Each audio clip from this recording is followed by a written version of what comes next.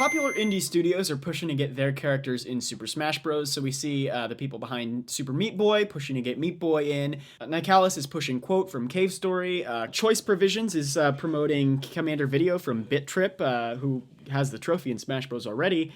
Yacht Club, of course, is happy to see so much support for Shovel Knight. They started a hashtag Shovel Knight for Smash. And Way Forward is pushing for Shantae. Oh, and the people behind Adventure Quest, that online game from like 2005, I want to say, are hoping for some character that I'd never heard of, even though I played Adventure Quest. I'm sure he'll get in. So, I mean, do we think these are realistic? I mean, it seems a little presumptuous to think that someone like Atrix, the Adventure Quest guy, could have any sort of shot whatsoever. I mean, characters like Shantae and Shovel Knight and the Gunvolt from Mighty Gunvolt by Inti Creates, which is Inafune, they're on Nintendo platforms, but characters like Meat Boy they've launched exclusively not on Nintendo. I think Shovel Knight is the only character on that list that's not just a wild fantasy by an indie developer hoping to get some more fame. Yeah, and I mean, to be fair, I'm sure they're all having fun with it, pushing their characters, and you know, I think it's a good time. But I also don't think any of this is really realistic. Colin is the crusher of dreams. Yeah.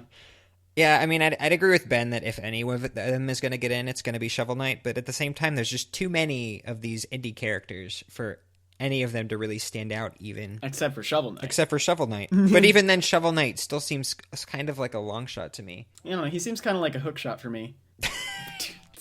Now, do you think the fact that Shovel Knight's getting extra DLC content, let's try that again. Do you think the fact that Shovel Knight's getting some extra DLC stuff that wasn't in Nintendo's platforms on Sony and Microsoft, do you think that'll affect the decision at all? I think that given that Shovel Knight is now coming to other platforms that aren't Nintendo consoles, that gives him less clout as a Nintendo character, like as a Smash Bros. Candidate. But I think that there's so much support behind Shovel Knight that it's not unrealistic, even with the Microsoft and Sony DLC. And it doesn't necessarily have to be that Shovel Knight gets Nintendo exclusive content to match kind of the Sony and Microsoft offer. It could be that the Nintendo exclusive for Shovel Knight is Shovel Knight being in Smash Bros. Yeah, I was about to say.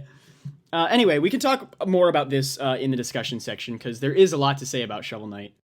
Hello everybody, thank you for listening to this Nintendo Week clip, NWC. If you like what you hear, please subscribe to us here on YouTube for more highlights and discussion videos from Nintendo Week podcast, or subscribe to us on iTunes for weekly breakdowns of all your Nintendo news, discussion segments on subjects, games, and more, and tons of other features. Thanks for listening, and we will see you tomorrow with another NWC.